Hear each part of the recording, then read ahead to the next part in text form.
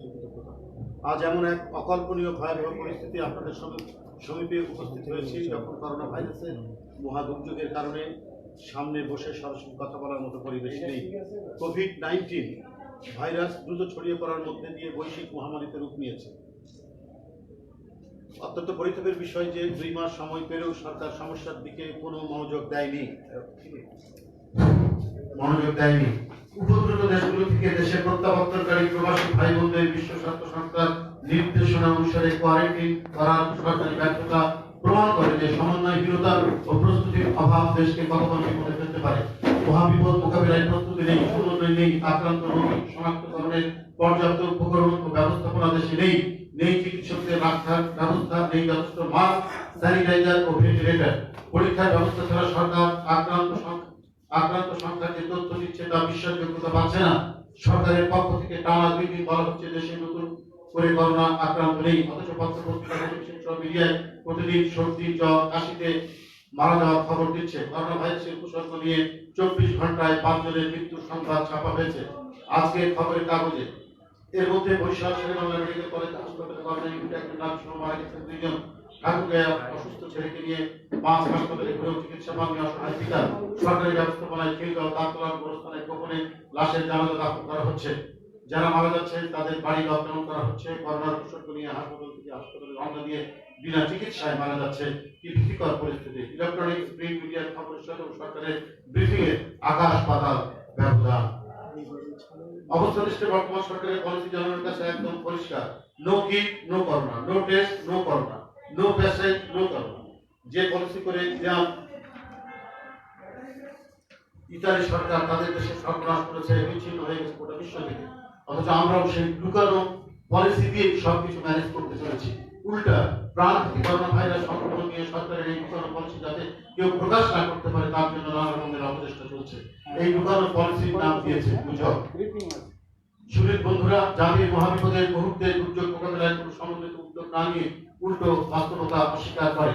সকল প্রস্তুতি সম্পন্ন করে সরকারের মিথ্যা সাফল্যের বন্দনায় মন্ত্রী ও কর্মকর্তাদের ব্যর্থতা, দায়িত্ব জ্ঞানহীন মন্তব্য জনগণকে গভীরভাবে চিন্তিত, ক্ষুব্ধ, হতাশ করেছে।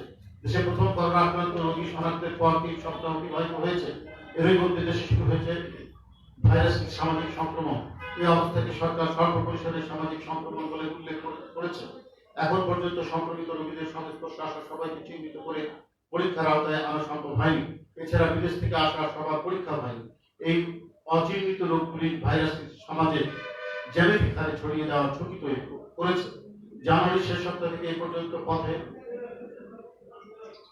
6,65,013 জন দেশে প্রবেশ করেছেন।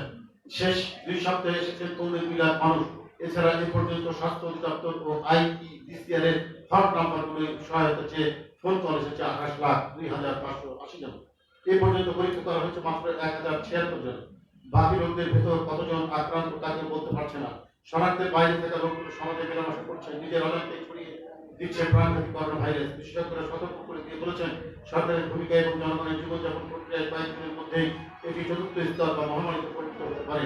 পরিস্থিতি নিয়ন্ত্রণে যতটুকু সম্ভব শনাক্ত রোগীদের সংস্পর্শে আসা, কন্ট্রাক্ট ট্রেসিং সবাইকে পরীক্ষার আওতায় আনতে হবে। সরকারি উদ্যোগের পাশাপাশি পালিয়ে না থেকে জনগণকে এগিয়ে আসতে হবে। সরকারের রোগতত্ত্ব, রোগ নিয়ন্ত্রণ ও গবেষণা প্রতিষ্ঠান জানায়, দেশে এখন পর্যন্ত 48 জনের শরীরে করোনা ভাইরাস শনাক্ত হয়েছে। এর মধ্যে 5 জন মারা গেছেন, সুস্থ হয়েছেন 15 জন, বর্তমানে চিকিৎসাধীন 28 জন। প্রতিদিন হাজার হাজার কল পাচ্ছে আইইডিসিআর, যার প্রত্যেকটি কলেই করোনা সংক্রান্ত বলে জানিয়েছেন জাতীয় রোগতত্ত্ব, রোগ নিয়ন্ত্রণ ও গবেষণা ইনস্টিটিউটের পরিচালক। এদের মধ্যে হাতে গোনা কয়েকজনের পরীক্ষা করা হচ্ছে। আইইডিসিআর করোনা পরীক্ষার বিষয়টিকে গুরুত্বই দিচ্ছে না। পর্যাপ্ত পরীক্ষা করার সুযোগ না থাকায় ঝুঁকি বাড়ছে। অথচ বিশ্ব স্বাস্থ্য সংস্থা বারবার বলে আসছে, করোনা আক্রান্তদের শনাক্ত করতে যত বেশি সম্ভব পরীক্ষা করতে হবে। অর্থাৎ যত বেশি মানুষের লালারসের নমুনা পরীক্ষা করা যাবে, জানা যাবে সংক্রমিত হয়েছে কিনা, তত তাড়াতাড়ি তাদের আইসোলেশন রাখা যাবে, তাতে কমবে সংক্রমণের মাত্রা। আপনারা জানেন, দ্রুত পরীক্ষা করার বন্দোবস্ত থাকায় সিঙ্গাপুর, দক্ষিণ কোরিয়ার সংক্রমণ তেমন ব্যাপক আকার নিতে পারে। আর এই সুযোগ না থাকার ফলে ইতালি, স্পেন, যুক্তরাষ্ট্রে করোনা সংক্রমণ নিয়ন্ত্রণের বাইরে চলে গেছে। বিশ্ব স্বাস্থ্য সংস্থা বলছে, দ্রুত চিহ্নিত না করতে পারলে সংক্রমণ ঠেকানো মুশকিল। সেক্ষেত্রে বাংলাদেশেও পর্যাপ্ত পরীক্ষা করার সুযোগ না থাকায় দিন দিন বাড়ছে ঝুঁকি। সরকার বাসা থেকে রোগীর নমুনা সংগ্রহ করার কথা বললেও কোনো অগ্রগতি নেই। পুরো ব্যবস্থাপনা হলো পানিতে খালবিহীন নৌকার দুরবস্থা যায়। সচেতন বন্ধুগণ দীর্ঘদিন সময় পেয়েও জেলা পর্যায়ে করোনা পরীক্ষা নিরীক্ষার সরঞ্জামাদি সরবরাহ করতে ব্যর্থ হয়েছে। জেলা পর্যায়ে ডাক্তার এবং স্বাস্থ্যকর্মীদের নিরাপত্তা চিহ্নিত করার দায়িত্ব ছিল সরকারের, সে দায়িত্ব পালন করা সম্পূর্ণ ব্যর্থ হয়েছে। ফলে ভাইরাসের প্রাদুর্ভাব বাড়লে মহাবিপর্যয়ে নেমে আসবে। তাই যতটুকু সম্ভব আক্রান্ত রোগী এবং সম্ভাব্য আক্রান্ত রোগীদের সুচিকিৎসা এবং ভাইরাসের প্রকোপ যাতে না বাড়ে তার জন্য সতর্কতা প্রতিরোধমূলক ব্যবস্থা নিশ্চিত করার জন্য আহ্বান জানাচ্ছি। কিছু কিছু এলাকায় রোগ ও রোগীর সংখ্যা বাড়তে পারে, সেক্ষেত্রে প্রয়োজন অনুযায়ী তাৎক্ষণিকভাবে ওই এলাকায় রোগ নির্ণয়ের পরীক্ষা বা টেস্ট কিট বাড়াতে হবে। রোগীদের কোয়ারেন্টাইন ও আইসোলেশন ব্যবস্থা করতে হবে। সর্বোপরি ফিল্ড হাসপাতাল তৈরি করে চিকিৎসা সেবা প্রদানের জন্য জনবল বাড়াতে হবে। টেস্ট কিটের বর্তমানে যেহেতু স্বল্পতা আছে, তাই প্রয়োজন ও প্রায়োরিটি দিয়ে এর সরবরাহ করতে হবে।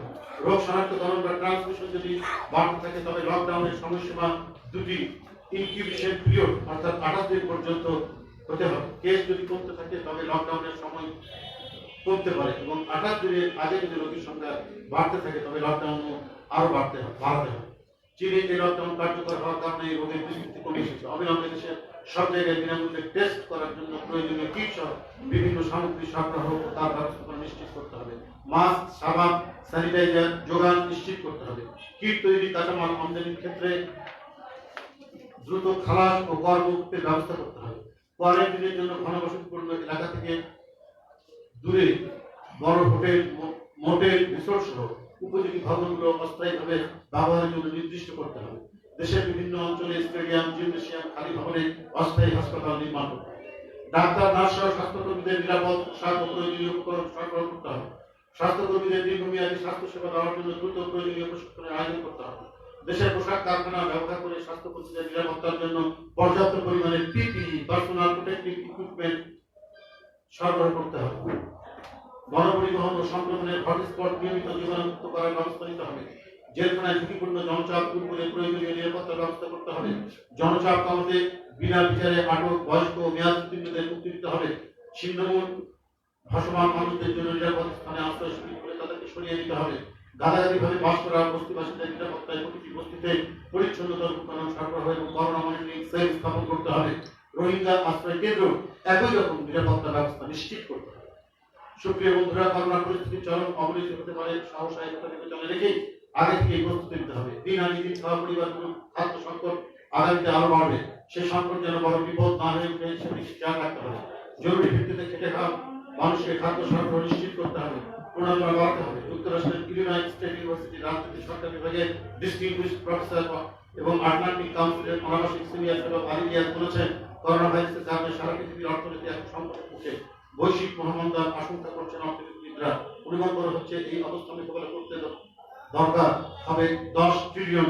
অর্থনৈতিক এই সংকট কেবল বিশেষ কোনো সেক্টরের উপর প্রভাব ফেলবে তা নয়, বরং এতে সবচেয়ে ক্ষতিগ্রস্ত হবে প্রত্যেকটি দেশের সাধারণ মানুষ, দরিদ্র কর্মজীবী মানুষরা, যাদের দুর্নান্তে পন্থা করে তাদের জন্য নেমে এসেছে অভিশাপ। এই অবস্থা মোকাবেলায় ইতিমধ্যে বিভিন্ন দেশ স্টিমুলাস প্যাকেজ ঘোষণা করেছে। বাংলাদেশে আমরা প্রায়শই মালয়েশিয়া এবং সিঙ্গাপুরের সঙ্গে তুলনা শুনে থাকি। মালয়েশিয়া সরকার যে প্যাকেজ ঘোষণা করেছে তার মোট ব্যয় হচ্ছে মার্কিন ডলারের 57.3 বিলিয়ন। এর অর্ধেক মালয়েশিয়ার অর্থে, যা 128 বিলিয়ন রিঙ্গিট।